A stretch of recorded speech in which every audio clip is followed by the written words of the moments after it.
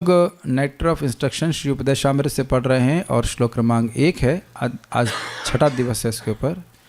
वाचो वेगम मनस क्रोध वेगम जिह्वा वेगम उदरपस्त वेगम एतान वेगान यो विषहेत धीरः सर्वामपि मां पृथ्वीं सशिष्यान्। आप लोगों को आवाज़ स्पष्ट सुनाई पड़ रही है जूम के ऊपर? ठीक। हम लोगों ने हाँ यहाँ से पढ़ना है ना, पेज नंबर 73। भालो ना खाइबे और भालो ना पड़ीबे, न तो विलासपूर्ण वस्त्र धारण करे और न ही स्वादिष्ट भोजन करे। चैतन्य चरितामृत अंत्यलीला 6.236। किसको बोला गया? रघुनाथ दास गोस्वामी जी ने स्वरूप दामोदर गोस्वामी को पूछा कि चैतन्य महाप्रभु से पूछें कि मेरे लिए लाभकारी इंस्ट्रक्शन क्या है। आपको अब देखना, उसमें देख लीजिएगा। तो महाप्रभु ने ये वाक्य कहे थे, भालो ना खाइबे और भालो ना परीबे। यानी कि एक बात उन्हें बोला था कि ग्राम्य वार्ता न सुनिबे काने, ग्राम्य वार्ता न कहिबे। ग्राम्य वार्ता मतलब आज उसके यहाँ ये बच्चा पैदा हुआ है आज उसका लड़का पास हो गया है, 10वीं में 99 नंबर आए हैं, ऐसे करके होते हैं ना। दुनिया की वार्ता जिसका भगवान से कोई संबंध नहीं है, ग्राम्य वार्ता ना सुनिबे। 3 प्रकार की ग्राम्य वार्ता के बारे में सुन चुके हैं आप। एक तो मायावादी दर्शन, स्वर्ग जाने की इच्छा, और भौतिकतावादी व्यक्तियों की चर्चा की आज इसमें महान हो जाएंगे, ये हो जाएंगे। तो ये सुनने से ही भौतिक इच्छाएं हमारे हृदय में आती हैं, एक। और दूसरा, मान लो सुन भी लिया तो कहे नहीं, क्योंकि जो आप कह रहे हैं वो आपके हृदय में और गहरा जा रहा है। ये हम लोग समझ नहीं पाते, बेवकूफ़ हैं, मूर्ख हैं। हम सोच रहे हैं कि हम कुछ बोल रहे हैं और कुछ हमारे हृदय में जाएगा नहीं। मैं तो प्रत्यक्ष अनुभव कर रहा हूँ, इसीलिए बोल बोल के पढ़ा रहा हूँ आप लोगों को। मुझे पता है कि मैं अच्छा टीचर नहीं हूँ, तो ज़्यादा समझ में नहीं आता होगा आप लोगों को, लेकिन हमको बहुत अच्छे से समझ में आता है। ये आप समझने का प्रयास कीजिए। Anything you discuss goes 1 level deep in your heart.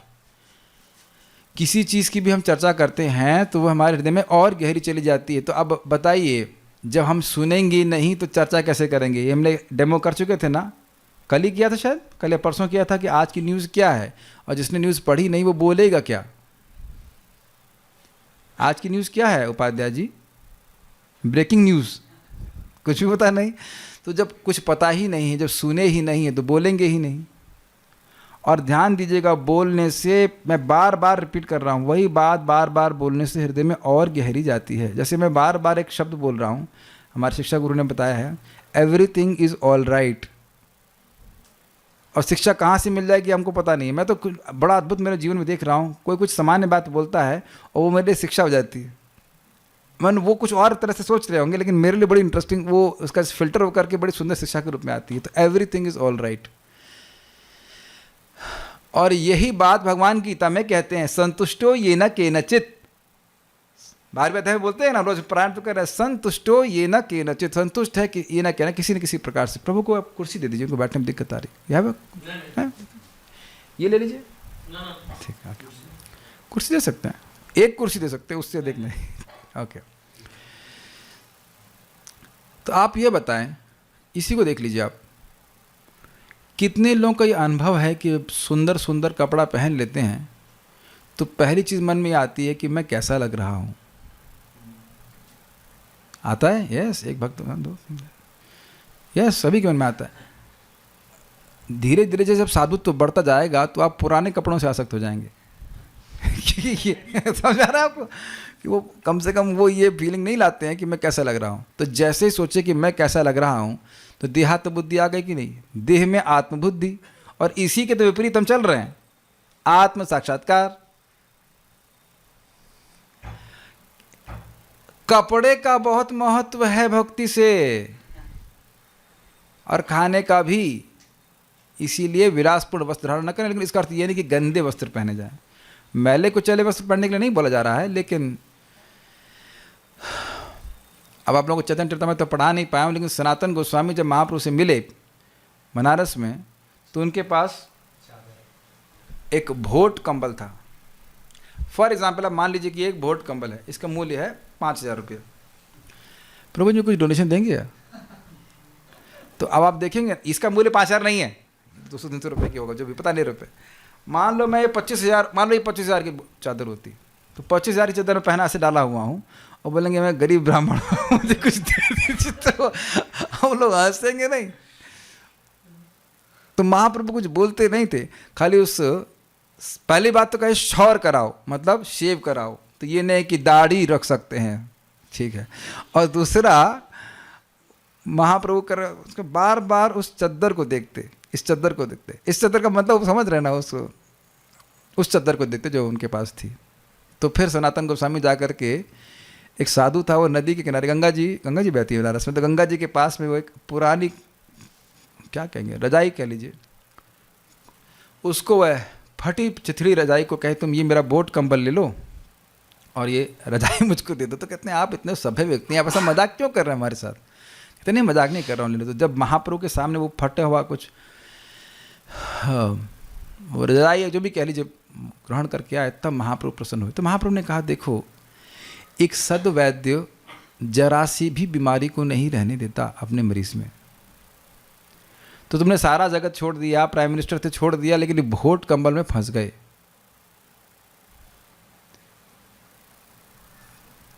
कभी कभी अपने जीवन में हमको लगेगा कि हम लोग सही हो गए हैं, लेकिन सही कितना हुए भगवान जानते हैं। इसलिए वो कुछ ट्रीटमेंट देते हैं ताकि आप और सही हो जाएं और पूर्णतः सही हो जाएं। अगर आप कहें कि हमको छोड़ देंगे तो कृष्ण छोड़ने वाले भी नहीं है। he has to purify you and that's how he saves you। इसलिए इसीलिए जब भगवान कुछ कह रहे हैं, ये तो बद्ध जीवों के, ध्यान से सुनिएगा, जब कोई मुक्त पुरुष या भगवान कुछ शिक्षा दे रहे हैं तो हम बद्ध जीवों के लिए बहुत अच्छा है, क्योंकि हमको नहीं पता है कि हमारे लिए अच्छा क्या है। इसीलिए उपदेशामृत बहुत अच्छी है सुनना।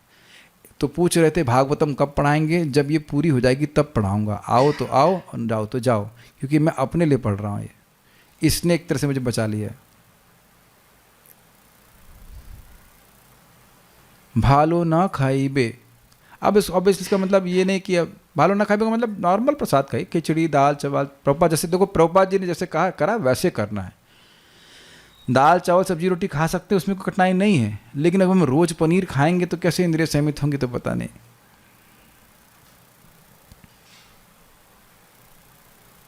एक वक्त को एक बता रहे थे कि अब ये एनीवेज याद नहीं आ रहा। तो ये दो बात हो गई। आगे पढ़ते हैं। जो लोग उदर रोग से पीड़ित हैं, किसी को पेट की कोई परेशानी है, इंक्लूडिंग माई सेल्फ, 1 2 3 लोग हैं, बाकी लोगों को नहीं है, ठीक है, अन्य लोगों को भी है। वे उदर के वेगों को वश में लाने में जरूर असमर्थ रहे होंगे।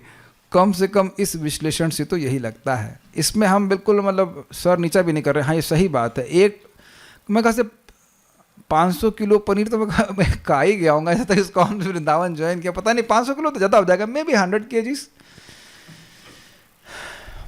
आपको मैं हंसी के लिए बता रहा हूँ, घटना सच है। मेरी पहली नित्यानंद त्रयोदशी थी यहाँ पे, 2008 की बात होगी, एज अ ब्रह्मचारी। तो यहाँ पे मतलब वहाँ पे मंदिर में, तो वाणी आश्रम में थे और खूब दबा के खाए केक और पेट बन गई आम, और इतना दर्द, जीवन में कभी ऐसा दर्द नहीं हुआ पेट में, मरोड़ उठ रहे हैं। तो गए यहाँ पे एक गुप्ता जी के हैं आयुर्वेदिक डॉक्टर। हमने कहा प्रभु जी ये दवा बहुत परेशानी होती है। वो प्रॉब्लम भी नहीं पूछे, दवा दे दी। हमने कहा ऐसा क्यों? कहते हैं आपसे पहले भी 2 पेशेंट आ चुके हैं। सब समझ गए। हर बार फीस्ट होता है तो मेरे पास 2 या 3 लोग आ जाते हैं बीमारी को ठीक करने के लिए। तो यही बात है, जब हम आवश्यकता से अधिक खाना चाहते हैं तो हम जीवन में स्वतः अनेक असुविधाओं को जन्म देते हैं। देखिए, इस बारे में मैं कुछ बताऊंगा जिसका पालन मैं नहीं कर पाता हूँ, आज तक नहीं कर पाया, फिर भी बता दे रहा हूँ कि वास्तवतः आधा पेट खाना चाहिए। अभी मैं 1.5 पेट खा के आया हूँ तो लेकिन उसका एक सोल्यूशन ये है कि हमने खिचड़ी खाई, तो खिचड़ी में 50 से 60% पानी होता है। तो ये अपनी प्रवृत्ति को जानते हुए कि मैं भर पेट खाऊंगा, खिचड़ी खाना मेरे लिए थोड़ा समीचीन रहता है कि वो हजम हो जाती। लेकिन वास्तवतः बात यह है कि डकार आने के बाद नहीं खाना चाहिए। अब हमारे जो सर्वर है कहेंगे देखो धोखेबाज, डकार के बाद 1 प्लेट खिचड़ी खाया कि नहीं खाया? तो हम ईमानदारी की बात कर रहे हैं, खिचड़ी इतना नुकसान नहीं करती है। देखिए हमारा तो अनुभव है कि 2 बार खा लेना पर्याप्त होता है, बाकी टाइम तो हम केवल इंस्टिंक्ट्स पे खाते हैं। आज सुबह भी मैं उठा था तो 4:15 बजे भूख लगना चालू हो गई। हमने कहा चुप जब करो, अभी तुमको संतुष्ट करेंगे, और चुप हो गई। आप विश्वास कीजिएगा, चुप हो गई भूख। वो केवल एक इंस्टिंक्टिव चीज़ होती है, हाँ भूख लग रही है, भूख लग रही है, ऐसे करके। जब भी मुंह खोलो, खाने के लिए मत खोलो। Does that make sense? बहुत इंपॉर्टेंट है, लगातार खाते रहने से व्यक्ति बीमार पड़ जाता है। यह प्रबात बोल रहे हैं।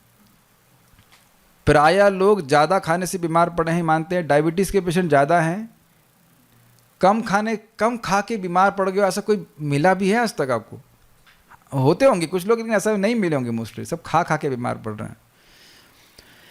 किंतु यदि हम एकादशी तथा जन्माष्टमी जैसे दिनों में, देखिए अब हम वो सामने एक भक्त दिख गए, उनका मजाक बनाएंगे। उनको अचार खाने की बहुत मतलब इच्छा थी, शायद अब समाप्त हो गई है। तो एक दिन अचार खा लिए और रात्रि में मैसेज कर रहे हैं, कृष्ण अपने भक्तों का ध्यान नहीं रख रहे हैं, हमको इतनी एसिडिटी हो रही है। हमने कहा तो कृष्ण आपके मुंह खोल करके आपको अचार खिलाए थे। क्या तो बदजी की स्थिति होती, खुद कर रहे हो गड़बड़ और आरोप आप कृष्ण पे लगा रहे हो। किंतु यदि हम एकादशी तथा जन्माष्टमी से दिनों में उपवास रखें तो हम उदर की आवश्यकताओं पर अंकुश लगा सकते हैं। लेकिन देखिए, ये रिकमेंडेड जनरली नहीं है कि आप निर्जला कीजिए। जनरली मतलब कोई किसी का सामर्थ्य है कर ले, बहुत अच्छी बात है, लेकिन आजकल जनरली लोग ऐसा करके बीमार पड़ जाते हैं। मंदिर में एक नाम अब नहीं रख रहा हूँ, एक भक्त आया था, वो हर बार निर्जला करता रहा, फिर उसको इतना बीमार हो गया, 28,000 रुपये खर्च हुए अस्पताल में ठीक कराने के लिए। हेल्थ की दृष्टि से पानी हमारे लीवर के लिए बहुत अच्छा है। मैं आयुर्वेद नहीं पढ़ा रहा हूँ, लेकिन ध्यान दीजिएगा इस बात पर। जैसे हमारे लिए हवा अच्छी है, ऐसे कम पानी जो है वो हमारे लीवर के लिए बहुत अच्छा है, डिटॉक्सिफिकेशन के लिए। तो अब आप पानी से करोगे तो प्रायः बीमार पड़ जाते हैं लोग, कर नहीं पाते हैं। अगर आप करना चाहें तो, लेकिन देखिए मैं नहीं करता हूँ, मुझसे होता नहीं है। तो लेकिन कुछ लोग फल पे रह सकते हैं या और भी तो जल पे रह सकते हैं। लेकिन मेन चीज़ है जप करना। ऑब्वियसली अन्न तो खाने का प्रश्न ही नहीं उठता है। मेरा ये निवेदन है कि भक्त लोग अपने जीवन में 9 और 5 का नियम जरूर रखें। 9 बजे आप 16 माला वगैरह कर लें और 9 बजे ब्रेकफास्ट कर लें, 9 साढ़े 8 जो भी आप समझ लें, और शाम को 5 बजे।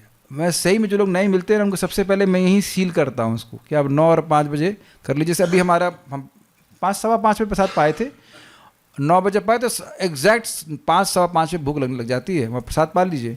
अब कथा सुनिए, उसका सो जाइए, तो आपका खाना 2 घंटे में हजम हो जाएगा। मतलब शुरुआत हो जाएगी हजम होने की। इस समय आप खाओगे, हम में से कोई भी व्यक्ति खाता है तो वो फिर बहुत दिक्कत करता है सुबह उठने में, रात्रि में आपको बहुत प्रॉब्लम होगी। ये अगर महत्वपूर्ण नहीं होता तो प्रभुपाद जी यहाँ क्यों तात्पर्य में सब बातें बता रहे हैं? हमेशा उदर को भरते नहीं रहना चाहिए, हमेशा उदर को भरते नहीं रहना चाहिए। वास्तविकता यह है कि आधा पेट खाना चाहिए, 1/4 हवा के लिए और 1/4 पानी के लिए। ये सिद्धांत है, ऑल्दो मैं इसको हमेशा अप्लाई नहीं कर पा रहा, लेकिन ये जरूर अप्लाई कर पाता हूँ 9 बजे और 5 बजे। जो मैं कर पा रहा हूँ आपको बता रहा हूँ, उससे मेरा स्वास्थ्य बहुत ठीक रहता है। Is it okay? अब आप लोग और एक और बात ध्यान रखेंगे कि नियमित रूप से खाना खाने से, नियमित खाना नियमित सोने से व्यक्ति के चित्त में सत्वगुण की वृद्धि होती है, फिर आपको नाम भी अच्छा लगेगा। ये हम पहले ही सुन चुके हैं यहाँ पे नेटवर्क इंस्ट्रक्शन के इंट्रोडक्शन में कि व्यक्ति को पहले सत्वगुण तक उठना होता है और सत्वगुण से उठने के बाद उच्चतर चीज़ें उसके जीवन में प्रकाशित होती हैं। सुना था आपने? ठीक है। जहाँ तक जननेंद्रियों के वेगों का संबंध है, वे 2 प्रकार के हैं, 2 तरह के, उचित तथा अनुचित अथवा वैध और अवैध समागम। जब मनुष्य ठीक से सयाना हो जाए तो वह शास्त्रों के विधि विधानों के अनुसार विवाह कर सकता है और अपनी जननेंद्रिय का उपयोग उत्तम संतान उत्पन्न करने के लिए कर सकता है। यह वैध तथा धार्मिक है। अन्यथा वह किसी प्रकार के नियंत्रण के बिना अपनी काम वासना की तृप्ति के लिए अनेक कृत्रिम साधनों का प्रयोग करता रहेगा। जब कोई अवैध विषय जीवन में, जिसे जैसे कि शास्त्रों में इसकी परिभाषा दी गई है, उसके विषय में चिंतन, योजना बनाना, चर्चा करना या वास्तविक संभोग करना या कृत्रिम साधनों से काम तृप्ति में लिप्त होता है, तो वह माया के जाल में फंस जाता है। ये आदेश न केवल गृहस्थों पर लागू होते हैं अपितु त्यागियों या जिन्होंने संन्यास ग्रहण कर लिया है उनके लिए भी हैं।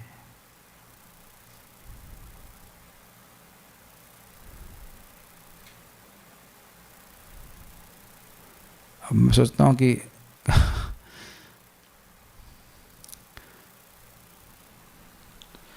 चिंतन तो कह रहा है कोई व्यक्ति कि हम 4 नियमों का पालन कर रहे हैं, और यहाँ अवैध विषय जीवन के बारे में क्या बोल रहे हैं। जैसे देखो सिंपल सी बात है, भक्त लोग कभी मांस खाने के बारे में सोचते नहीं। मैं बोल रहा हूँ तो आप लोग याद आ रहा हो, नहीं तो मांस खाने के बारे में कभी नहीं सोचते, शराब पीने के बारे में कभी नहीं सोचते, नहीं मन से भी नहीं उनमें तोड़ते हो, और जुआ खेलने के बारे में भी नहीं सोचते। तो 4 नियमों को तोड़ने की बात नहीं हो रही, जनरली स्पीकिंग केवल एक नियम को तोड़ने की बात हो रही है। Should we continue the class? Would you like to hear this? और ये केवल पुरुषों के लिए नहीं है, ये स्त्रियों के लिए भी है।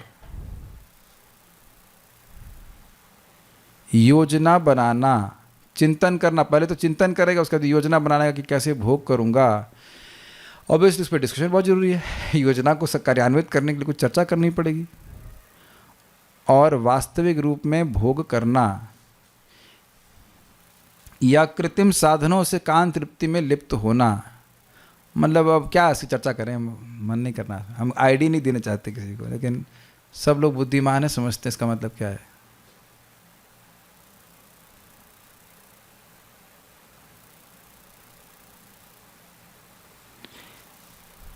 माता आप लोग जा सकती हो यहाँ से क्लास में, ताकि मैं डिस्कस कर दूँ। कुछ जा नहीं रहे लोग, अब आप जा नहीं रहे हो तो मैं कुछ बोलने जा रहा हूँ, और ये मैं आप लोगों को बोल रहा हूँ। अब मुझे कोई माता नहीं दिख रही, ठीक है, लड़कों को बोल रहा हूँ। मास्टरबेशन समझते हैं इसका मतलब? ये है अवैध स्त्री संग है, लेकिन स्वप्न दोष अवैध स्त्री संग नहीं है। हमारे पुराने संस्कारों की वजह से किसी को स्वप्न दोष हो जाता है, तो यह प्रश्न भीष्मदेव से पूछा युधिष्ठिर महाराज ने कि किसी ब्रह्मचारी को यदि स्वप्न दोष हो जाता है तो क्या करे वो? तो कहते कुछ नहीं, उठे, स्नान करे, गायत्री करे, भजन करे, आगे एकदम स्पष्ट महाभारत में लिखा है। लेकिन मास्टरबेशन, हस्त मैथुन, जो भी कुछ वही मैथुन जिसमें अपने वीर को बिना स्त्री संग के निकालते हैं, वो भी पत्नी के संग होता है, वो भी संतान उत्पत्ति के लिए वही शास्त्र अनुमोदित है। बाकी जो कुछ भी हम कर रहे हैं, वो सब कुछ कर रहे हैं, वह सब अवैध स्त्री संग ही है, अवैध यौनाचार ही है। और ऐसे व्यक्ति करेगा तो उसको कृष्ण भावनामृत में प्रगति करने में कठिनाई आएगी। अब देखो बात क्या है, मान लो किसी को यह आदत है, तो कम से कम यह तो माने कि यह गलत है, तब तो सुधरेगा। मान लीजिए कोई व्यक्ति शराब पीता है, व्यक्ति को जानते थे हम जब 365 दिन शराब पीते थे, तो कम से कम यह तो स्वीकार किया कि यह गलत है, तब तो सुधार होगा। और अब करते करते छूट गई पूरी। मास्टरबेशन करने वाला व्यक्ति ब्रह्मचारी नहीं है। वह स्त्री संग में सोचेगा कि स्त्री तो है नहीं लेकिन फिर स्त्री के विचार के बिना ही तुम कर रहे हो, या पोर्नोग्राफी स्मार्टफोन पे देखना, यह अवैध स्त्री संग है, या और कुछ भी। तो व्यक्ति को प्रश्न ये करना पड़ेगा कि क्या वाकई वो कृष्ण प्रेम प्राप्त करना चाहता है। हम सुन चुके हैं, जब तक इंद्रियां संयमित नहीं होंगी तब तक कृष्ण प्रेम प्रकाशित नहीं होगा। ये नहीं है कि भक्तों को नरक जाना पड़ेगा, ये नहीं बोल रहा हूं मैं। भक्तों से पाप भी अगर हो जाता है तो वह नरक नहीं जा रहे हैं, ये कभी नहीं बोल रहा हूं मैं। लेकिन भगवत प्रेम प्राप्त करने में दिक्कत आएगी। ये भगवान के शब्द हैं,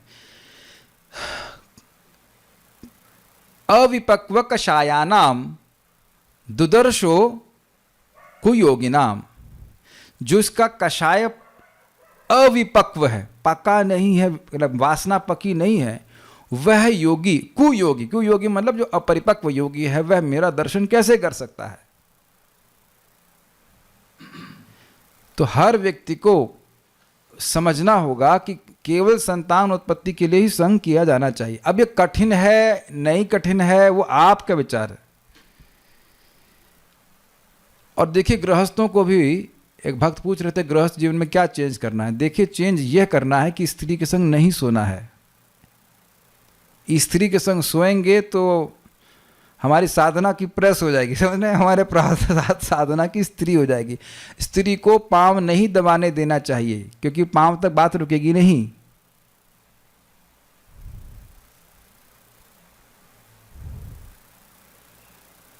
डज दैट मेक सेंस? भाई आप लोग ब्रह्मचारी लोग सब यहाँ पे हैं, इसलिए हम बोल दे रहे हैं। आप लोग भी ब्रह्मचारी है ना? जितना इंद्रिय संयम करेंगे उतना ही सुखी होंगे। We are not enjoying, we are drinking our own blood when we so called enjoy. जितना आप देखेंगे ब्रह्मचारी लोग यंग क्यों लगते हैं? क्योंकि वीर्य का रक्षण करते हैं, तो वो स्वाभाविक रूप से उनकी शक्ति कंजर्व रहती है। ये बात है। और आगे अभी आप सुनने वाले उत्साह निश्चयात धैर्यात।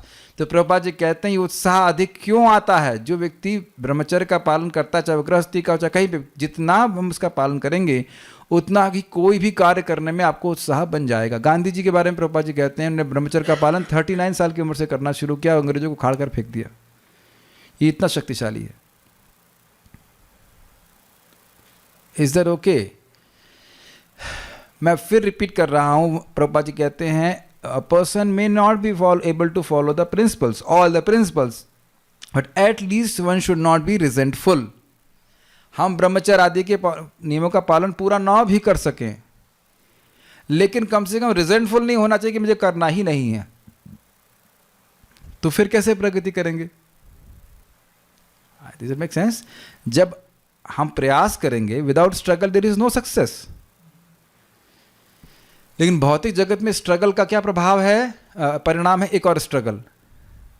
लेकिन यहाँ पे भक्ति करते करते लगता नहीं शुरुआत में कि वासना समाप्त होंगी, लेकिन भगवान वासना समाप्त कर ही देते हैं हरे कृष्ण मंत्र के द्वारा। अच्छा है कि अभी हम खुल के बोल पा रहे हैं। प्रभुपाद जी के एक शिष्य ने कहा, प्रभुपाद से पूछा तुम स्त्री में इतने आकर्षित क्यों हो? किसी स्त्री हो चाहे पुरुष हो, किसी का शरीर भी मल मूत्र इत्यादि से भरा हुआ है। तो बोले everything, because everything is in its right place. ऐसा उसने प्रभुपाद से कहा, और प्रभुपाद कुछ बोले नहीं। फिर वो जप करता रहा, भक्ति करता रहा, वही व्यक्ति संन्यास भी ले लिया। तो कोई घबराने की बात नहीं है, लेकिन हाँ, भगवान का नाम जाप करने से, भक्ति करने से, भगवान की कृपा से ये धीरे धीरे शांत हो जाता है। ये भक्तिविनोद ठाकुर जी इस बात को बोलते हैं कि मेरा जो चित्त है वह मरुस्थल के समान है, तप्त रवि भूमि, ऐसे करके कुछ है कि ऊपर से सूर्य चल रहा है, नीचे से हीट हो रही है, ऐसे करके मेरा हृदय काम वासना से तप्त है। और भगवान का नाम क्या है? वर्षा, अमृत की वर्षा के समान है। यह कानों से प्रवेश करके मेरे इस तप्त भूमि, रेतीली भूमि रूपी चित्त को शांत करता है। और ये हमको भूल जाना चाहिए, ये हमको भूलना नहीं चाहिए कि कभी भी ये काम वासना समाप्त नहीं होती है कि उसका भजन, भगवान का भजन ना करें, भागवत ना सुने, जप नहीं करें तो ये अपने आप शांत नहीं होती है। इंद्रियां ढीली पड़ जाती है, लेकिन वासना नहीं शांत होती। प्रसंगम अजरम पाशम आत्मनः कवयो विदु स एव साधु सुकृतो मोक्ष द्वारम अपावृतम। प्रसंगम अजरम पाशरम, इसकी इस इच्छा की वृद्धावस्था नहीं होती है, भोग की इच्छा की। पिछले जिला में बुढ़े नहीं हुए थे हम कि जवानी में ही मरे हर बार। इसी और एक और बात भगवान बड़ा अच्छा बोलते हैं, यही काम जो है वो हमें फंसा के रखा है जगत में, हमारे ज्ञान विज्ञान नाशनम, ज्ञान और विज्ञान का नाश करने वाला है, किसी का भी, चाहे स्त्री का हो चाहे पुरुष का हो। Okay, now we are back to our normal congregation class. हाँ, आप लोग दिख रहे हैं मेरे को, आप लोग को सुना तो नहीं ना? Whatever I want to speak. मैंने कहा ना कि अब हमारे पास फ्रीडम बहुत अधिक है। You just overheard what I spoke to the devotees here. तो ये जो बातें यहाँ पे हैं ये हम बोल दिए आपके सामने। कृत्रिम साधनों से काम तृप्ति में लिप्त होता है तो वह माया के जाल में फंस जाता है। ये आदेश न केवल गृहस्थों पर लागू होते हैं अपितु त्यागियों और या जिन्होंने संन्यास ग्रहण कर लिया उनके लिए भी है। ऐसा उनके लिए क्यों है? क्योंकि सन्यासी या त्यागी भी बाह्य रूप से लाल कपड़ा या पीला कपड़ा या नीला कपड़ा या ब्लू जो भी कुछ पहन सकें, लेकिन आंतरिक रूप से इंद्रिय तृप्ति कर सकते हैं और कृत्रिम साधनों का उपयोग भी कर सकते हैं। एक बात बार बार पकड़ के चलिए, सत्य, भागवत में सुन चुके हैं ना, सत्य ये धर्म के 4 पिलर्स में से एक पिलर है। सत्य, दया, शौच और तप। बाकी 3 समाप्त हो चुके हैं। कलयुग में केवल सत्य बचा है। सत्य का अवलंबन, सत्य का हरा सहारा लीजिए, आप पार हो जाएंगे। और जहाँ सत्य होगा वहाँ धर्म भी होगा, वहाँ पे तपस्या भी होगी, वहाँ पे दया भी होगी, वहाँ शौच भी होगा। लेकिन सत्य गायब कर दिया, डिप्लोमेसी करने लग गए तो खत्म हो गई भक्ति। सरलता यही वैष्णवता, सरल जीवन। सरल समझते हैं, छल छिद्र से रहित। तो हाँ, भगवान के सामने तो कम से कम स्वीकार कर सकते हैं कि हाँ भगवान मेरे हृदय अशुद्ध है, आप मेरी मदद कीजिए। Is it not? और किसी सीनियर भक्त से भी बात कर सकते हैं। और सबने देखा हुआ है, ये भगवान की भक्ति करते करते सब लोग देख चुके हैं। सभी के लिए एक ही स्ट्रगल है, और करते करते देखेंगे व्यक्ति एकदम पूरी तरह से निवृत्त हो जाता है। श्री जगदानंद पंडित ने अपनी पुस्तक प्रेम विवर्त के 7वें अध्याय में लिखा है, वैरागी भाई ग्राम्य कथा ना सुनीबे काने, ग्राम्य वार्ता ना कहिबे जाबे मिलिबे आने। स्वप्ने ओ ना कर भाई स्त्री संभाषण, गृह स्त्री छाड़िया भाई आसिया छवन। यदि चाह प्रणय राखीते गौरांगे रसने, छोटा हरिदासेर कथा थाके जे न मने। भाल ना खाइबे और भाल ना पड़ीबे, हृदय ते राधा कृष्ण सर्वदा सेविबे। प्रिय भाई, तुम सन्यासी हो, तुम्हें सामान्य संसारी बातें नहीं सुननी चाहिए। अरे उनकी गैया ने आज बछड़ा दिया ये सब नहीं सुनना। और ना ही जब किसी अन्य से मिलो तो संसारी बातों के विषय में चर्चा करनी चाहिए। इसी से भोग वासना जागृत होती है। स्त्रियों के विषय में तो स्वप्न में भी विचार मत करो। Wow, this is too much. अरे भगवान स्वप्न में तो छोड़ देते बोलेंगे स्वप्न तो हमारा है, स्वप्न तो देखने दीजिए। तुमने जिस व्रत के साथ संन्यास लिया है वह स्त्रियों की संगति करने से तुम्हें रोकता है। यदि तुम चेतन महाप्रभु का सानिध्य चाहते हो तो तुम्हें छोटे हरिदास की घटना सदैव स्मरण में रखनी चाहिए कि किस प्रकार महाप्रभु ने उसका परित्याग किया था। न तो विलासी भोजन करो, न सुंदर वस्त्र पहनो, लेकिन सदैव विनीत बने रहो और अपने अंतरतम में श्री श्री राधा कृष्ण की सेवा करते रहो। लोग देखिए, वैरागी भाई ग्राम्य कथा ना सुनी बे काने। ओ वैरागी भाई, ग्राम्य कथा जो गांव में चर्चा चलती रहती है, गांव की चर्चा गांव वाले जानते हैं, या शहर की चर्चा भी, न सुनी बे काने, कान से न सुनो तो बुरा मत सुनो, ये तो ठीक है। ग्राम्य वार्ता न कही बे जबे मिली बे आने, और किसी से मिलो तो बुरा मत बोलो। बुरा मतलब ग्राम्य वार्ता मत बोलो। जैसे शिव जी ने जहर पी लिया लेकिन अब अंदर नहीं जाने दिया, तो मान लो किसी की निंदा चुगली सुन भी ली तो उसको हृदय में मत धारण करो और उसके बाद बोलना मत शुरू करो। ये बोल रहे हैं। स्वप्ने ओ ना करे भाई स्त्री संभाषण, स्वप्न में भी स्त्री से बात मत करो। अब पता नहीं कैसे कंट्रोल होता होगा, लेकिन स्वप्न देखिए हम वही देखते हैं जो यहाँ बातचीत करते हैं। तो यही अर्थ हो गया, मतलब यहाँ ज़्यादा बातचीत नहीं होगी तो स्वप्न में भी नहीं होगी। ऐसा क्यों? कहते हैं गृह स्त्री छाड़िया भाई आसिया छेवन। तुम घर छोड़ करके आए हो, स्त्री वादी छोड़ करके आए हो, वन में, वृंदावन में आए हो। किस लिए छोड़ के आए? बात करने के लिए। यदि चाह प्रणय राखीते गौरांग गर्जनी। भाई हमें कोई दिक्कत नहीं है, लेकिन अगर तुम भगवान चैतन्य महाप्रभु से प्रेम करना चाहते हो, अगर चाहते हो तो ये सब करो, नहीं तो कोई बात नहीं। तो छोटा हरिदासेर कथा थाके जो ना मन, छोटा हरिदास की जो कथा है उसको तुम मन में स्मरण करो। अब ये क्या कथा है, इसके लिए हम चैतन्य चरितमृत पढ़ानी पड़ेगी। अब फिर आपको मत पढ़ाओ, भागवत पढ़ाओ, तो हमको पता नहीं क्या पढ़ाएं। और उसके बाद कह रहे हैं भालो ना खाइबे और भालो ना पड़ीबे। ये वाला श्लोक था कि बहुत अच्छा मत खाओ, बहुत अच्छा मत पहनो, और हृदय में भगवान राधा कृष्ण की सेवा करो। तो आप समझ सकते हैं कि ये सब कुछ करने के लिए योग्यता चाहिए, योग्यता स्पष्ट बताई गई। ये छोड़ना नहीं, हाँ हमने सुन लिया, यह है करना है। देखिए सिंपल सी बात है, हम लोग किसी भी स्त्री से बात कर रहे हैं, मान लो ऐसे बात नहीं कर रहे हैं लेकिन चैट कर रहे हैं या फ़ोन पे बात कर रहे हैं, तो ज़रा चित्त में देखिए कि क्या आगे कुछ बोलने की ज़रूरत नहीं है ना। टेलीपैथी, जब ऑनलाइन क्लासेस से लोग प्रभावित हो सकते हैं कृष्ण भावना से। तो आगे समझ ही रहे हैं।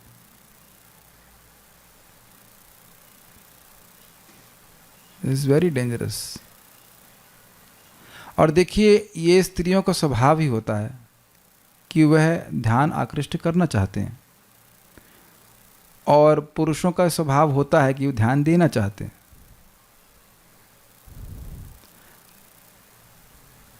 ये किसी का दोष नहीं देखा जा रहा है, ये भगवान ने ऐसा डिज़ाइन ही किया है। स्त्रियां सेवा करने के चाहती हैं और पुरुष सेवा स्वीकार करना चाहते हैं। ये उन लोगों को अच्छा लगता है, दोनों को ही अच्छा लगता है। अगर किसी को खराब लगे तो मीटिंग से जा सकते हैं, हमें कोई आपत्ति नहीं है।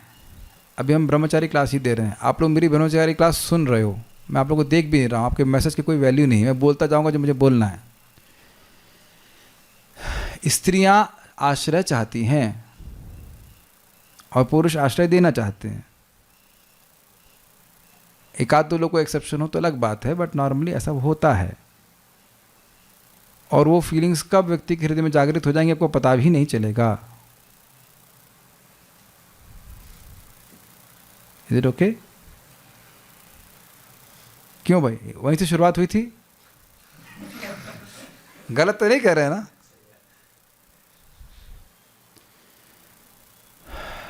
और आश्रय देने के चक्कर में पुरुष बाद में समझता है मेरा आश्रय क्या है मेरा आश्रय क्या है, बेचारा आश्रय ढूंढते ढूंढते परेशान हो जाता है। क्यों? आपको क्या लगता है यही फीलिंग्स नहीं आई थी? আমি তোমাকে ভালোবাসি ये बोला क्या था? आप लोगों को क्या लगता है? आप लोगों को तो अरेंज था या ऐसे था? ऐसे होता है ना? तो यहाँ पे मिक्स है, मतलब हमारी दृष्टि में सभी ब्रह्मचारी हैं क्योंकि इधर दिख रहे हैं ब्रह्मचारी, लेकिन वैसे आप देखो शादी होने के पहले भावना जनरली ये भावना आती इसी प्रकार से। आप देखो शास्त्र में भी देखो, शर्मिष्ठा देवयानी कौन थी, वह भी तो याति महाराज के सामने इसी प्रकार से आई। आप देखो जब लक्खा हीरा आई थी हरिदास ठाकुर के सामने यही वो पैंतरे मार रही थी ना, मैं आपकी शरण में हूँ, मैं मर जाऊंगी, ये फलाना गाना। सेम माया देवी भी कर रही थी, क्योंकि जानते हैं पुरुष के हृदय को ये बात बहुत अच्छी लगती है कि कोई मेरे आश्रय में है। इसी को पुरुष भाव कहते हैं, ईश्वर भाव कहते हैं। कुछ पुरुषों मेरी बात समझ ही रहे होगे, समझ में नहीं आ रहा है? मैं नहीं होऊंगा तो कौन इसका ध्यान रखेगा, है कि नहीं? तो यही सब छोड़ करके तो व्यक्ति आया था, और उसके बाद फिर यही सब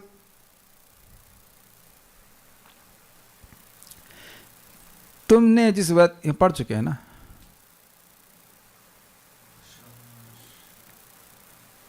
पढ़ लिया ना, ये विलासी भोजन ना करो, ठीक है? आज पूरा कर देंगे इसको। सारांश यह है कि जो व्यक्ति इन 6 विषयों वाणी, मन, क्रोध, रसना यानी जीव, उदर एवं जननेंद्रियों पर निग्रह कर लेता है, वही स्वामी या गोस्वामी कहलाता है। गोस्वामी कहने से या टाइटल लगा लेने से वह इन वेगों को सहन नहीं कर पाता है। It is not a matter of title, because realisations are not based on title, realisations are based on responsibility. कितने दायित्व के संग व्यक्ति इंद्रिय संयम कर रहा है उसको साक्षात्कार प्राप्त होगा। टाइटल तो आप कितनी भी लगा लीजिए, 108 है, ये वो। देखा है हमारे एक मेरी जब माँ जिंदा थी तो बता रही थी, उनकी स्टूडेंट 5 लाख रुपए दी अपने आगे 108 अष्टोत्तर शत ऐसे लगाने के लिए। Quite interesting. भागवत की वो सप्ताह कर रही हैं और मेरी एक प्रवचन सुना उनको समझ में नहीं आया। जो व्यक्ति भागवत सप्ताह कर रहा है उसे भागवत का श्लोक समझ में नहीं आ रहा है, और 5 लाख रुपए दिए हैं 108 जो भी आचार्य इत्यादि अपने पदवी को जोड़ने के लिए। Realisation don't come by titles, realisation are earn, we have to earn our realisation. इसीलिए इतनी सारी शिक्षा दी जा रही है। और कोई भी गोस्वामी बन सकता है। जब लक्खा हीरा बन सकती है, जगाई मधाई, इसमें लिखा है चतुर्थ भागवत में महान ब्रह्मचारी बन सकते हैं, तो बाकी लोग नहीं बन सकते हैं। हमें ये क्या लगता है बार बार कि भाई इंद्रिय संयम, इंद्रिय सुख तो बिल्कुल हाथ में है, और भगवान की भक्ति का सुख तो पता नहीं कहाँ है, बहुत दूर है इत्यादि। यही सोच करके बार बार इंद्रिय तृप्ति करता है ना व्यक्ति। लेकिन हर बार वह देखता है कि इंद्रिय तृप्ति का सुख उसे मिला कितना, हाथ में मिला क्या? हाथ में तो कुछ भी नहीं दिया गया है, खाली प्रलोभन दिया जा रहा है। गो अर्थात इंद्रियां, गोस्वामी अर्थात इंद्रियों का प्रभु या नियंता। जब कोई पुरुष वैराग्य में जीवन को अपना लेता है तो वह स्वयं स्वामी बनने का भागी हो जाता है। इसका तात्पर्य यह नहीं कि वह अपने परिवार, जाति या समाज का स्वामी हो गया है, उसे तो अपनी इंद्रियों का स्वामी होना चाहिए। और अद्भुत बात यह है कि जब अपनी इंद्रियों का स्वामी हो जाता है तो पूरे जगत का स्वामी हो जाता है। देखा ना, पृथ्वीम तस्यात्। आप विचार करना, आप देखना, आप अनुभव भी करेंगे कि भगवान हमको क्यों नहीं बहुत सारे भक्त भेज रहे हैं। क्योंकि मैं फिसल जाऊंगा, मेरा सामर्थ्य नहीं है, मेरी इंद्रियां वश में नहीं हैं, ये बात है। अगर प्रभुपाद जी बोले ना, Krishna can give you the whole world but what will you do, simply sleep. योग्य नहीं है इसलिए, और योग्यता आप देख रहे हैं, इंद्रियों का संयम करना। अच्छा, ये पनिशमेंट नहीं है, ध्यान रखना। इंद्रियों का संयम करना पनिशमेंट नहीं है, पनिशमेंट तो इंद्रियों को रिलीज करना है, in the sense of sense gratification. ये ही संस्पर्श जा भोगा दुख यो नय एवते आद्यंतवंत कौन्तेय न ते शुरमते बुधः। जितने भी संस्पर्शज भोग हैं उनमें वही दुख के कारण हैं, और उसमें जो बुद्धिमान व्यक्ति है वह प्रवृत्त नहीं होता है। उसे तो अपनी इंद्रियों का स्वामी होना चाहिए। दूसरों पे जय से पहले खुद पे जय करें, हमको मन की शक्ति देना। सुना है ना भजन, बहुत अच्छा है ना, मुझे हमेशा कई बार आता है। दूसरों पे जय से पहले खुद पे जय करें, बहुत अच्छा मतलब है, समझा गया ना। दूसरों को जय प्राप्त करने का प्रयास करो, इसका मतलब है कि तुम्हारी इंद्रियां तुमको जीती हुई हैं। मान रहे ना कि ये चाहिए वो चाहिए ये चाहिए, तो वो तो आत्मा से संबंधित है नहीं कुछ। तुम्हारा मन तुमको जीता हुआ पहले ही हो, तुम उसको जीतो ना, दूसरों को क्या जीत रहे हो। दूसरों को जीतने का तो बहुत सिंपल तरीका है, प्रेम। अरे प्रेम तो भगवान को जीत लेता है, तो जीव तो बहुत छोटा है। प्रेम दीजिए। वो प्रेम कैसे दिया जाता है वो भी हम अमृत में सीखेंगे। ये बहुत गंभीर बात है जो हम लोग यहाँ पर चर्चा कर रहे हैं। हम दूसरों को बहुत शिक्षा देते हैं, हम लोग सोच लेते हैं, लेकिन ये देखिए कि हमारी खुद की इंद्रियां कितनी सहमित हैं।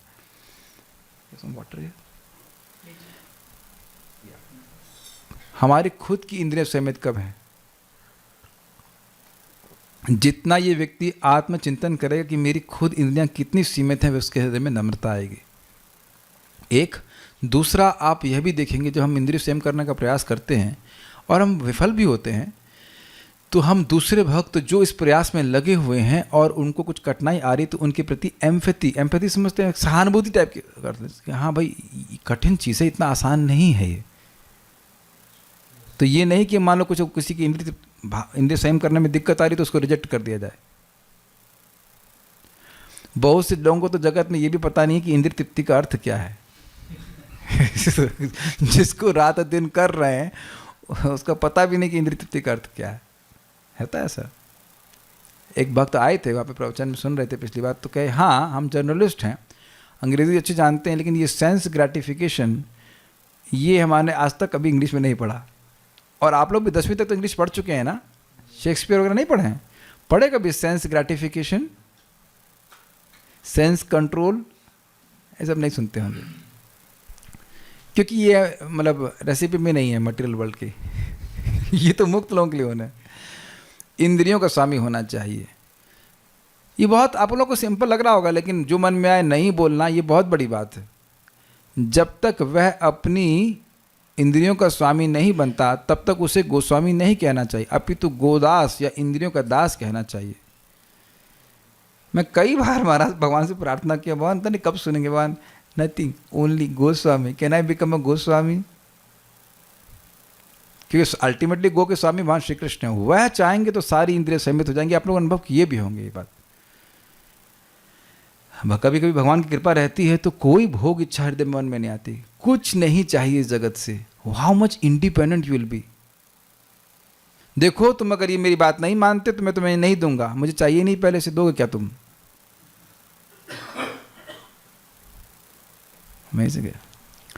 वृंदावन के 6 गोस्वामियों के चरण चिन्हों पर चलते हुए सभी स्वामियों और गोस्वामियों को प्रभु की दिव्य प्रेममय सेवा में पूर्णतः संलग्न हो जाना चाहिए।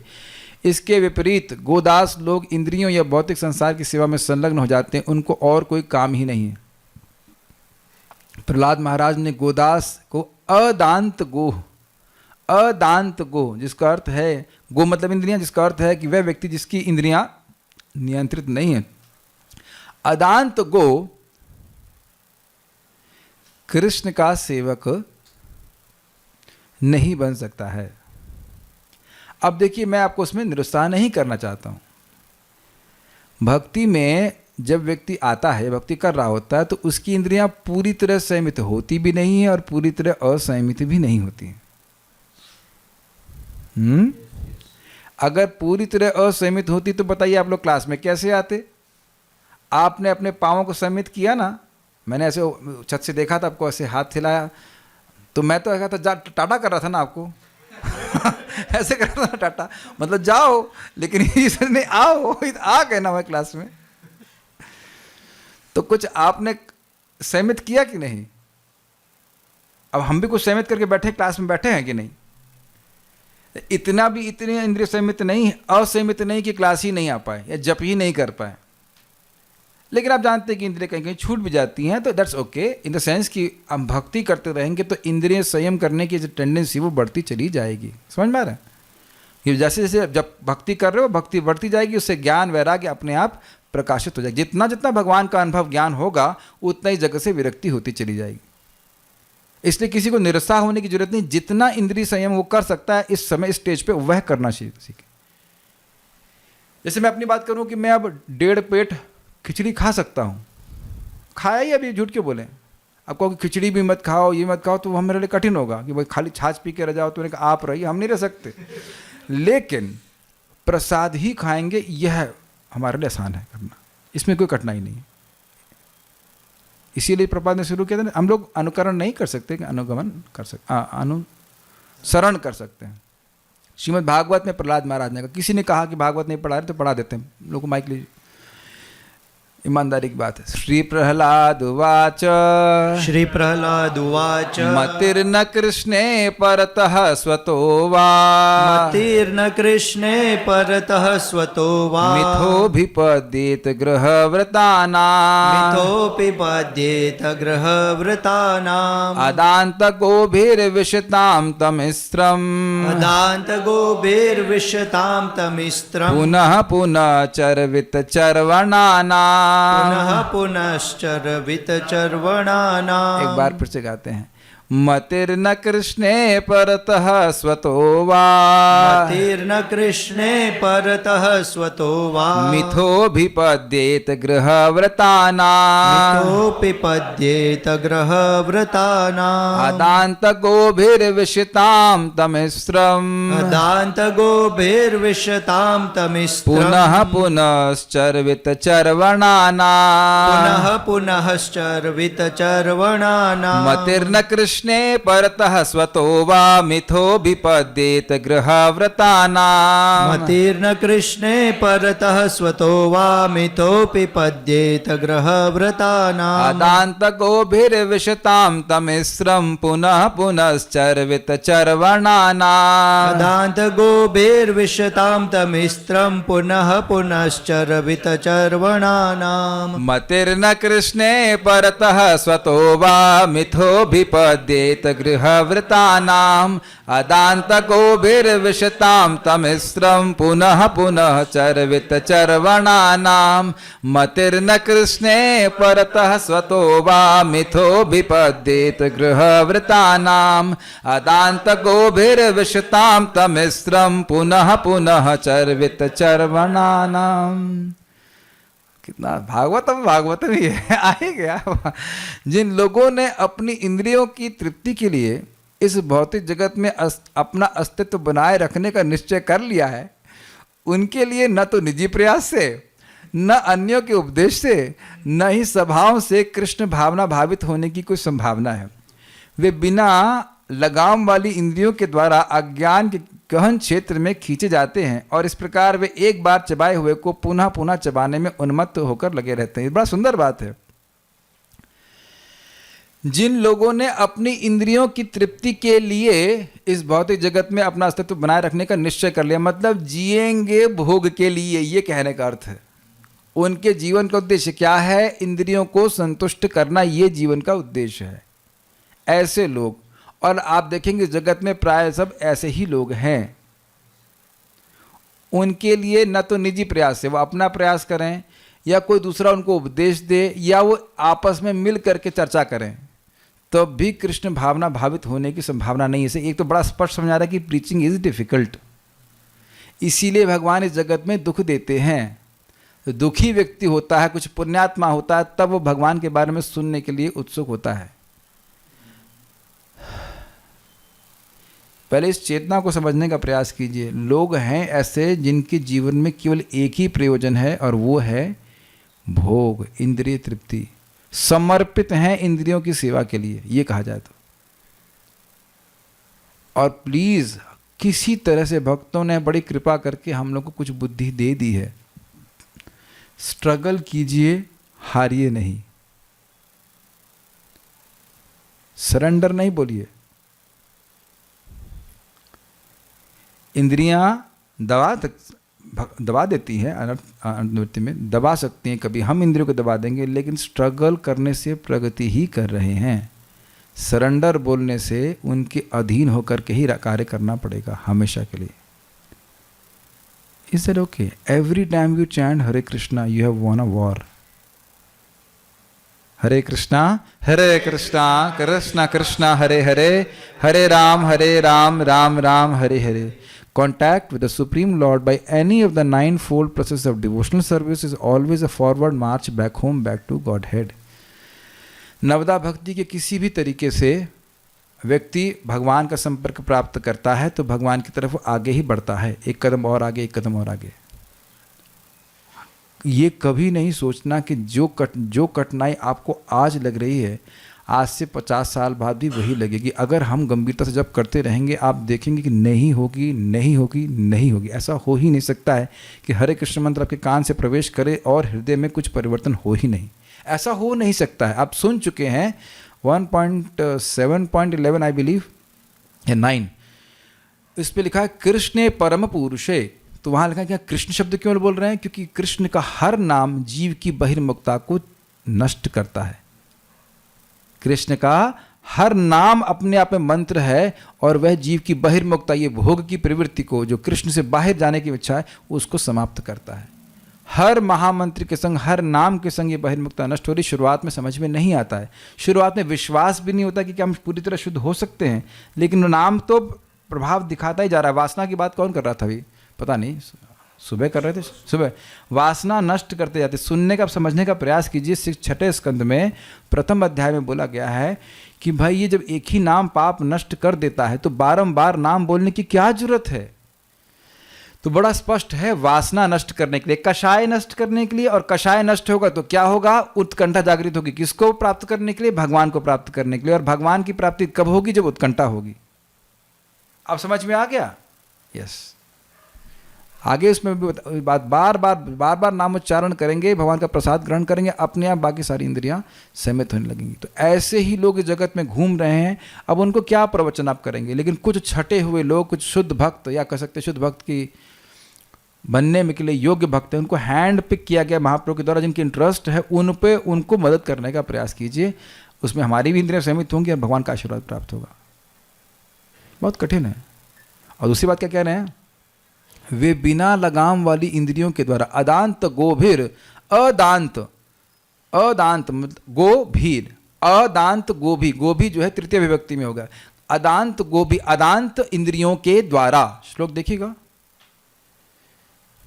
अदांत गोभीर विशताम, प्रवेश वाला शब्द से विश ले लीजिए, विशताम तमिश्रम। अनियंत्रित इंद्रियों के द्वारा वह अंधकार को प्राप्त हो रहे हैं। अब इसका अंधकार का मतलब क्या है? 2 अर्थ हैं। एक तो इंद्रियां सहमित नहीं होंगी तो व्यक्ति अब पशु योनि में जाएगा, ये क्लियर, वो तमोगुण की योनि है। दूसरा, जितना इंद्रिय व्यक्ति भोग करता है उतना ही उसके चित्त में ये अंधकार और व्याप्त हो जाता है कि वो देख नहीं पाता है कि ये जितने भोग हैं, यह क्या कहते हैं, they do not manifest their temporary nature, ये अस्थाई हैं, ये नहीं देख पाता। मैं फिर से रिपीट कर रहा हूँ, जो व्यक्ति जितना इंद्रिय भोग करता है उसको यह देखने का सामर्थ्य नहीं रह जाता कि ये भोग नष्ट हो जाएंगे और ये देह भी नष्ट हो जाएगा। ये समझ पाते हैं बात? इसीलिए तो लोग 2-2 फीट के लिए लड़ मर जाते हैं।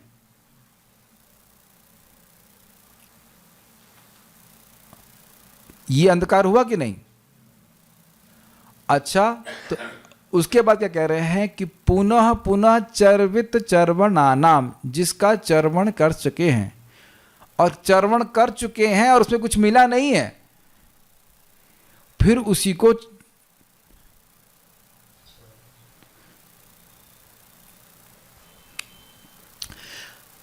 तो परम पूज्य राधा गोविंद महाराज बोल रहे थे इस बात पे कि अब जिस स्त्री को ले लिया उसी को बार बार चूमना, आलिंगन करना, यही कर रहा है ना व्यक्ति, और ये सोच रहा है कि इसे बड़ा सुख मिलेगा। और मान लीजिए उस स्त्री के शरीर से आत्मा निकाल दें, तब किसको चूमोगे? यही तो भगवान गीता में बोल रहे हैं, सर्वान पार्थ मनोगतान प्रजहाति यदा कामान सर्वान पार्थ मनोगतान आत्मन्यात्मना तुष्टा सित प्रज्ञस्तदुच्यते। ये मनोगत इच्छा है कि किसी पृथ्वी जल वायु अग्नि आकाश के बने हुए पिंड को चूम करके, छू करके, सूंघ करके इत्यादि इत्यादि हम सुखी हो जाएंगे। ऐसे स्त्री के लिए पुरुष होगा। ये मनोगत है, जो मन ने कल्पना करी थी कि ये सुख मिल जाएगा, नहीं मिला, और फिर उसको फिर उसी में प्रवृत्त हो रहे हैं हम लोग।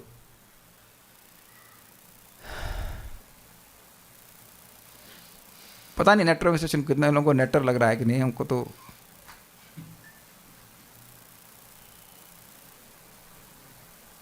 आप कहेंगे आप लोग भी तो बार बार हरे कृष्ण कृष्ण कृष्ण हरे हरे, हरे राम राम राम हरे हरे, तो तुम 2 घंटा कर सकते हो, 6 घंटा कर सकते हो भोग। रूपा जी बोलते हैं अगर यही मैथुन सबसे बड़ा भोग है तो 24 घंटे क्यों नहीं करते? 24 घंटे क्यों नहीं करते? लेकिन देखा गया है कि जब कभी कभी बहुत देर तक आप जप करो, यार यहाँ भी देख रहे हैं साधु, बड़े बड़े साधु खूब जप करते हैं, क्या उनको सुख नहीं मिल रहा है? इसीलिए तो श्लोक बोला गया, रमन्ते योगिनो नन्ते सत्यानंद चिदात्मनि इति राम पदे नासौ पर ब्रह्म अभिधीयते। रमण करना है, लेकिन भगवान के नाम में, कथा में इत्यादि में वही सुख है। इसलिए बार बार उनका स्पर्श करेंगे, नाम का, रूप का, गुण का, तो व्यक्ति को सुख मिलेगा। ये अविद्या है जो हमको अनुभव नहीं करने दे रही। वो अविद्या कैसे नष्ट होगी वो आप आगे उपदेशामृत में सुनने वाले हैं, ठीक है? हाँ, okay, so will stop here. हाँ, लेकिन एक बार बात, हाँ, फिर हम अगर इंद्रियों को सीमित करते हैं, भगवान की बात सुनते हैं, तो धीरे धीरे करके हमारे चित्त में ये प्रकाश फैलता जाता है कि मैं आत्मा हूँ, मेरा भगवान से ही संबंध है, जगत से मेरा संबंध नहीं है। और पुनः पुनः वह भगवान की भक्ति का चर्वण करता है। वयम तु न वितृप्यामा उत्तम श्लोक विक्रमे यस् शृण्वताम रसज्ञानाम स्वादु स्वादु पदे पदे। कथा सुन रहे हैं और बार बार कथा सुनते हैं, वही श्लोक सुनते हैं, फिर भी व्यक्ति को अलग अलग नित्य सुख मिलता है। ओके, कोई प्रश्न किसी का है?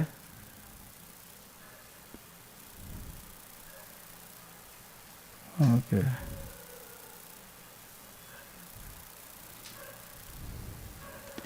एक भक्त बोल रहे हैं, Gandhi was a man of double standards, can not be ideal. देखिए, ये आपका मत हो सकता है। श्रील प्रभुपाद जी एक गुणग्राही व्यक्ति हैं। आप कौन से हैं हम नहीं जानते, लेकिन जी ऐसा नहीं है कि किसी व्यक्ति में कोई भी कोई गुण नहीं होता है। प्रभुपाद जी ने उनके बारे में कहा था, महात्मा गांधी के बारे में, कि ही वॉज ऑलमोस्ट अ वैष्णव। तो आपका मत प्रभुपाद जी के मत से श्रेष्ठ नहीं है। Is it okay? और क्या कह रहे हैं?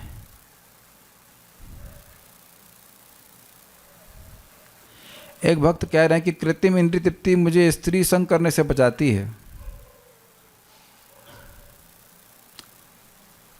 आपकी जो इच्छा करना हो करें, लेकिन भगवान का अनुभव प्राप्त करना है तो इंद्रिय संयम करना होगा, और कुछ है नहीं। एक भक्त कह रहे हैं गांधी जी ने गीता कॉन्ट्रडिक्ट लिया। अरे गीता, मैंने बोला कि गीता पढ़ो, खाली वो ब्रह्मचर्य के पॉइंट को स्वीकार करना है। एक बड़ी इंटरेस्टिंग बात है, परम पूज्य वृंदावन चंद्र महाराज कह रहे थे कि मान लो कोई आपको पूछे हिमालय कहाँ है, और किसी चोर से पूछते हैं कि हिमालय कहाँ है, और हिमालय वो कहता है हिमालय जो है वो उत्तर में है, तो आप स्वीकार नहीं करेंगे? कोई चोर है एक नंबर का, मान लो खराब आदमी है, और बोल रहा, आपने पूछा कि हिमालय कहाँ है, उसने कहा हिमालय जो है वो उत्तर में है, तो आप कहेंगे तुम चोर हो, तुम्हारी बात स्वीकार नहीं करेंगे? उतनी बात को ग्रहण करेंगे, आप ये तो नहीं पूछेंगे कि आपको जीविका कैसे चलानी है।